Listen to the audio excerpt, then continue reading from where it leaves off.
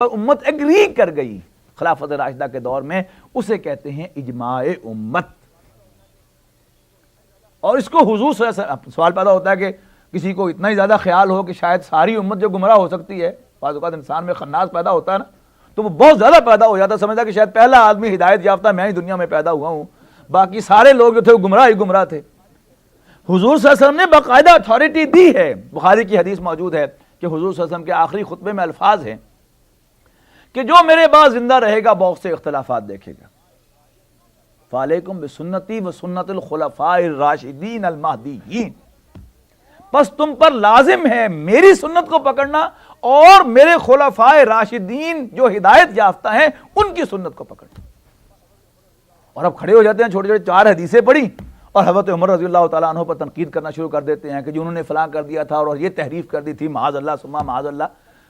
یعنی جرت کی انتہا ہے اور اپنے جو سیلف کانفیڈنس اس کی انتہا ہے کہ حضرت عمر کو دین پڑھانے کے لیے چل پڑے۔ تو اجماع امت جو ہے یاد رکھیے گا، یہ بہت بڑی شے ہے۔ اور ایک اور بات بھی میں واضح کر دینا چاہتا ہوں کہ تقریباً 1200-1300 سال تک امت متفق رہی ایک اور مسئلے پر، اگرچہ خلافت راشدہ کا دور نہیں تھا، امت متفق رہی ایک مسئلے پر۔ وہ مسئلہ کیا تھا؟ اہل سنت کے درمیان کم سے کم وہ متفق علیہ تھا، شیعہ کو نکال دیجئے، اہل سنت کے درمیان متفق علیہ تھا کہ یہ 4 جو ائمہ ہیں، امام شافعی، امام مالک، امام حنبل اور امام ابو حنیفہ رحمہم اللہ، ان چاروں نے قرآن و سنت ہی سے انفر کیا ہے۔ انہوں نے اجتہاد بھی کیا ہے، جو چوتھی بات ہے تو وہ قرآن، سنت اور اجماع کی بنیاد پر کیا ہے۔ تو لہذا کوئی شخص، امت اس پر مجتمع رہی کہ کوئی شخص اگر خلوص و اخلاص کے ساتھ یہ سمجھتے ہوئے کہ یہ وہ بزرگ ہیں کہ جنہوں نے تحقیق و جستجو کا حق ادا کیا اور انہوں نے یہ ریسیپی جو ہے بنا کر دیا ہے اور وہ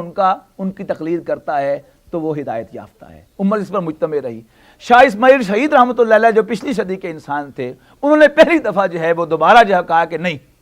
بہرحال ایک بہت بڑے عالم تھے، وہ بزرگ اتنے بڑے ہیں کہ ان کے بارے میں بھی کم سے کم میں تو زبان دراز نہیں کر سکتا کہ وہ غلط تھے، بہرحال ان کی ایک اپنی ذاتی رائے تھی۔ اللہ تعالیٰ اگر ان سے کوئی خطا ہوئی ہے تو اللہ تعالیٰ ان سے درگزر فرمائے، بہت بڑے ہمارے بزرگ ہیں، بڑا ان کا ہم پر، ہمارے کندھوں پر احسان ہے۔ تو انہوں نے جو ہے یہ اختیار کیا کہ نہیں، اجماع امت جو ہے وہ کوئی دلیل نہیں ہے، اور ان کی ایک رائے ہے۔ لیکن تقریباً 1200 سال تک امت اس پر مجتمع رہی کہ یہ جو ائمہ تھے چاروں،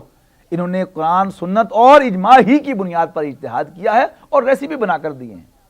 شاہ ولی اللہ رحمۃ اللہ علیہ تک بھی یہ معاملہ تھا کہ شاہ صاحب نے آ کر، ان کے جو دادا تھے شاہ اسماعیل شہید کے، انہوں نے آ کر یہ رائے دی تھی کہ تقلید جو ہے اس میں عام آدمی کو تو تقلید کرنی ہی چاہیے، اس لیے کہ جب تک وہ تمام یعنی قرآن پورا اس کی نظر میں نہ ہو اور تمام احادیث کا ذخیرہ بیک وقت اس کے سامنے نہ ہو، اس وقت تک کوئی شخص جو ہے وہ اجتہاد نہ کرے۔ ہاں، انہوں نے کہا کہ علماء کو مقلد محض نہیں بننا چاہیے، ان کو اجتہاد کرنا چاہیے۔ یہ شاہ ولی اللہ صاحب کی رائے تھی۔ میں غور کیا میں نے کہ جب نیا نیا دین کا ہم پر بھی وہ جوش چڑھا تھا تو ہم بھی ایک دم جو ہے وہ نکلے تھے اس طرح، اللہ تعالیٰ مجھے معاف کرے کہ ایک دور مجھ پر بھی آیا ہے اس طرح کا کہ میں بالکل اپنے آپ کو آزاد سمجھنے لگا تھا اس چیز سے کہ شاید تقلید جو ہے وہ واقعی وہ گمراہی ہے۔ لیکن محسوس ہوا کہ وہ ایک ریسیپی جو ہے ایک ڈاکٹر نے آپ کو بنا کر دیا ہے اور اس میں کچھ چیزیں ہیں، ایک اینٹی بائیوٹک ہے، ایک اس کے ساتھ وائٹامن ہے، ایک اس کے ساتھ لیسکس ہے جو آپ کا، اور ایک اس کے ساتھ جو ہے کوئی پین کلر ہے، ایک دوسرا نسخہ کوئی اور ڈاکٹر بنا کر دیتا ہے، اس کی پرسکرپشن اس سے بھی آپ مشورہ کرتے ہیں، وہ بھی آپ کو ایک پرسکرپشن دیتا ہے۔ اب آپ کو میڈیسن کے الفبے کا بھی نہیں پتا، تو آپ جو ہے وہ لے کر اس میں سے پک اینڈ چوز کر لیں کہ 4 دوائیاں اس نے لکھی ہیں، 4 اس نے لکھی ہیں، وہ بھی ڈاکٹر اچھا ہے، وہ بھی ڈاکٹر اچھا ہے، لیٹ می کمبائن دا 2۔ تو ممکن ہے آپ دونوں اینٹی بائیوٹکس جو ہیں وہ لے لیں اور دونوں جو دوسری چیز ہے وہ نکال دیں اس میں سے، یا جو اصل اینٹی بائیوٹک ہے وہ چھوڑ دیں اور دونوں وائٹامنز آپ اپنی اکٹھی کر لیں۔ اس بات کا بھی امکان موجود ہے۔ اس کا تجربہ مجھے بالخصوص ہوا اس چیز سے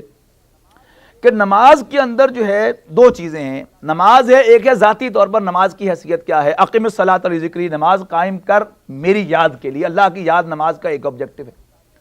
نماز باجماعت جو ہے اس کا ایک دوسرا آبجیکٹو بھی ساتھ ہے، وہ کیا ہے؟ ڈسپلن کی پابندی۔ یعنی